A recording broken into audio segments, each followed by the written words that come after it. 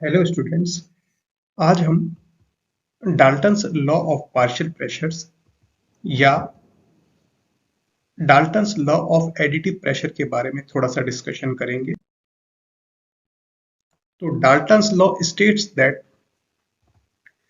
The total pressure of a mixture of perfect gases non reacting is the sum of partial pressures of each constituent gas measured individually at the same temperature and volume as the mixture। कहने का मतलब है यदि हमारे पास में perfect gases का एक मिक्सचर है, परफेक्ट गैसेस का एक हमारे पास में मिक्सचर है और जिसमें गैसेस नॉन रिएक्टिंग हैं, यानी जो गैसेस उसमें प्रेजेंट हैं वो एक दूसरे से रिएक्ट नहीं कर रही हैं, और उसका यदि हमको प्रेशर पता करना है तो उसमें जितनी भी इंडिविजुअल गैसेस हैं उनके पार्शियल प्रेशर्स को हम यदि समेशन कर देते तो हमको total pressure of the mixture मिल जाएगा। और ये जो पार्शियल प्रेशर है हम ऐसे मेजर करेंगे कि उस इंडिविजुअल गैस को सेम वॉल्यूम और सेम टेम्परेचर पर रख दें तो जो प्रेशर मिलेगा that is it's partial pressure. तो हमारे पास में डाल्टन्स लॉ के हिसाब से जो pressure of mixture equals to partial pressure of A gas, B gas, C gas etc. up to the K, और यहाँ पर ये हमने सबमिशन कर दिया from I equals to A से लेकर हमने K तक के लिए इसको सबमिशन कर दिया है। हर एक I के लिए प्रेशर हम जोड़ेंगे at constant volume and temperature. तो पार्शियल प्रेशर की हम यदि डेफिनेशन देखें तो in a mixture of gases the partial pressure is the pressure it would exert if it solely occupied the entire volume of the mixture at the same temperature।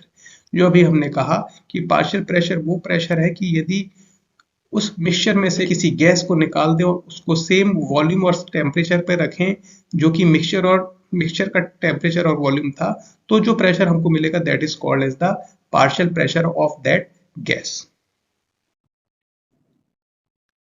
अब हम इसको थोड़ा समझें। मान लीजिए ये एक कंटेनर है किसी जिसके अंदर मिक्सचर ऑफ 3 गैसेस हैं A, B एंड C, और लेट अस से वो टेम्परेचर T पे हैं और उसका वॉल्यूम V पे है, और ये जो गैसेस प्रेशर एक्सर्ट कर रही हैं वो है P।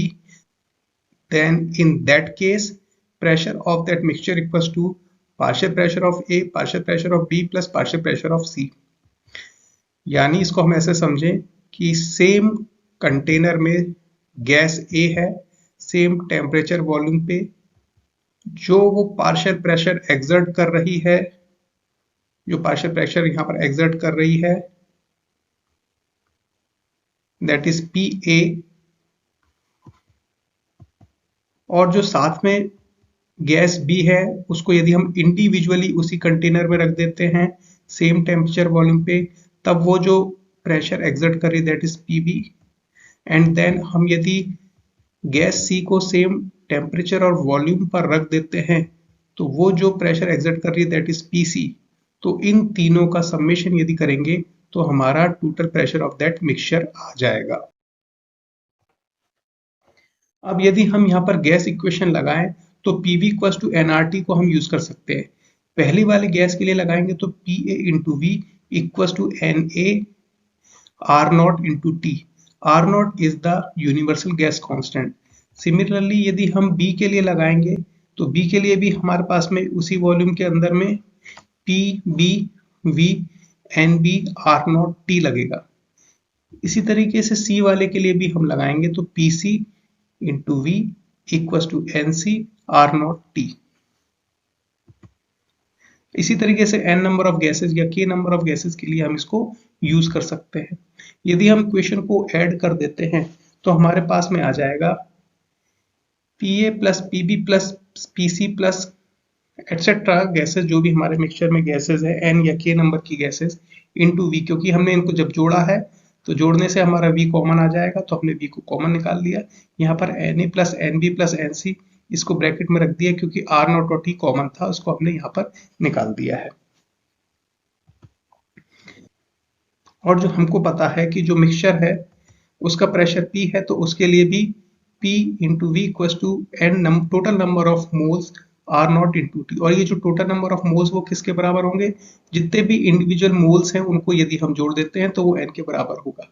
तो इक्वेशन नंबर ऑफ 4 और 5 को यदि हम देखें तो यहाँ पर हम एक दूसरे से इसको डिवाइड कर दें तो हमारे पास में v से v कैंसिल हो जाएगा, n से n ये वाला कैंसिल हो जाएगा, आर नॉट टी कैंसिल हो जाएगा, तो हमारे पास क्या बचेगा, हमारे पास बचेगा P A equal to P A plus P B plus P C etcetera etcetera. तो यहाँ से हमने देख लिया कि जो मिक्सचर ऑफ गैसेस का जो प्रेशर है that is equal to partial pressure of that individual gases.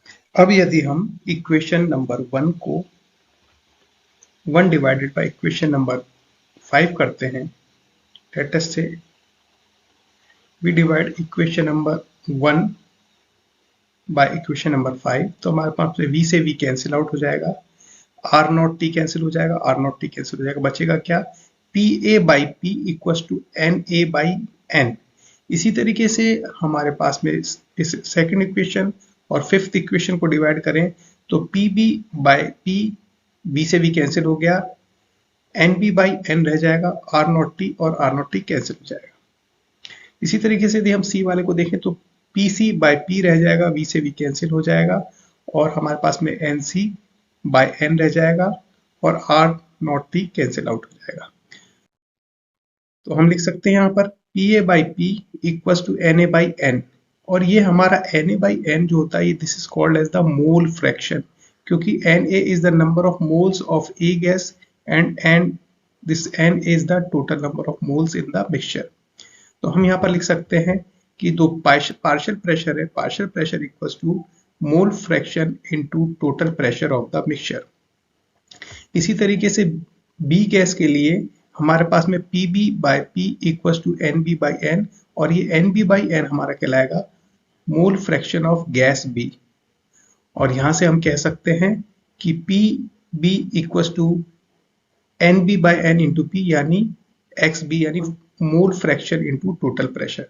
तो पीवी क्या हो गया आपका, mole fraction into total pressure of the mixture.